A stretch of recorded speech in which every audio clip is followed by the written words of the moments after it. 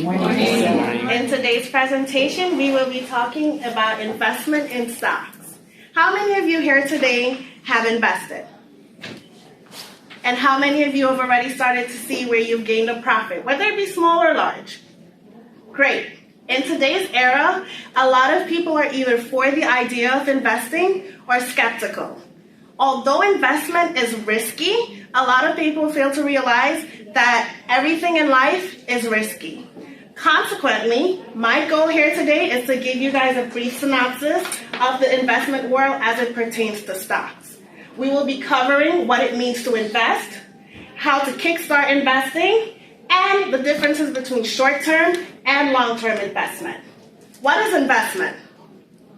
Investment is basically the acquiring of assets with the sole intention of gaining a profit. It is therefore the purchasing of goods to be used in the future to gain wealth. It means sacrificing your present for a better future. With that being said, like everything else in this world, there are pros and cons to investing. The pros of investing include having a strong long-term return. It means stable income. It also means having a strong financial performance. There's also the availability of having a low volatility where there's no traumatic fluctuation, as well as depending on the company in which you invest in, there are payouts known as dividends, whereby you can sit down right at home, you're getting paid quarterly, or depending on how they move around, you get paid.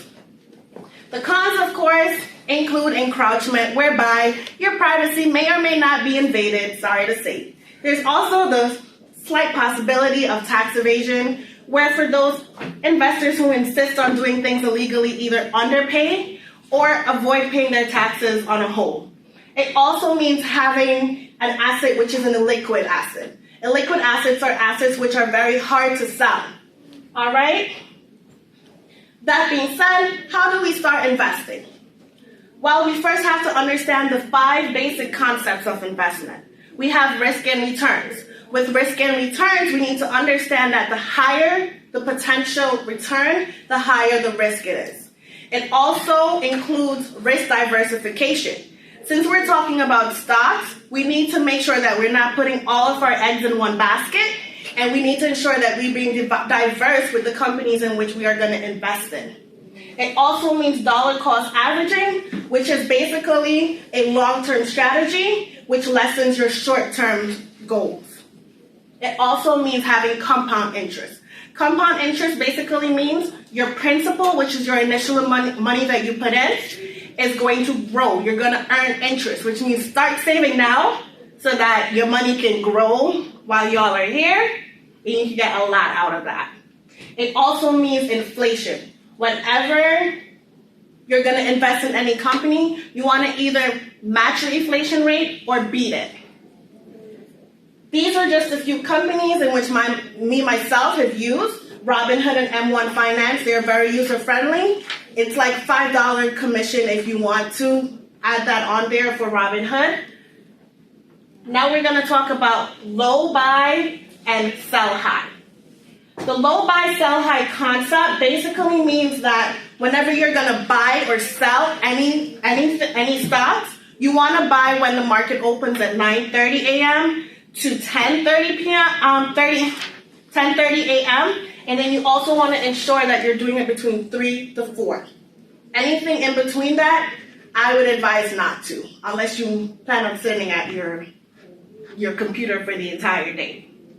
When it comes to buying your stocks, you want to make sure that you look at the history of the company. Go all the way back to 5 years.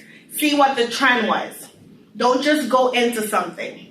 Then we also want to identify the stocks that, like I said before, have payouts which are known as dividends. Whenever we're going to be selling our stocks, we want to follow the 8-week rule. The 8-week rule basically means that if your investment goes up 20% within a 3-week period, you want to sell 8 weeks after if you intend on doing a short-term gain. Also, you want to make sure that you limit your losses to no more than 7 to 8%, As you guys can see, the past 2 weeks or so since the coronavirus, stocks were going down. They're slowly coming back up again. I was stupid and I sold my stocks. Shouldn't have done that, but I'm going to buy them today again. All right, now we want to understand short-term gains and long-term capital gains. Short-term gains are taxed as regular income based on a 30% rate.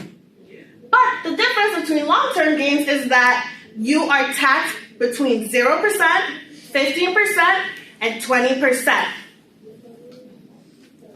Now, what qualifies as short-term gains and what qualifies as long-term gains? Short-term gains are any gains which are equal to or less than 1 year. If you sell your stocks less than or equal to 1 year, that is a short-term gain. You are going to be taxed regular tax.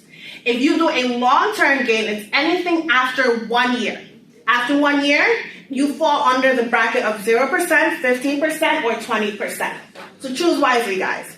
You want to reduce tax payment or you want to have the regular payment, right?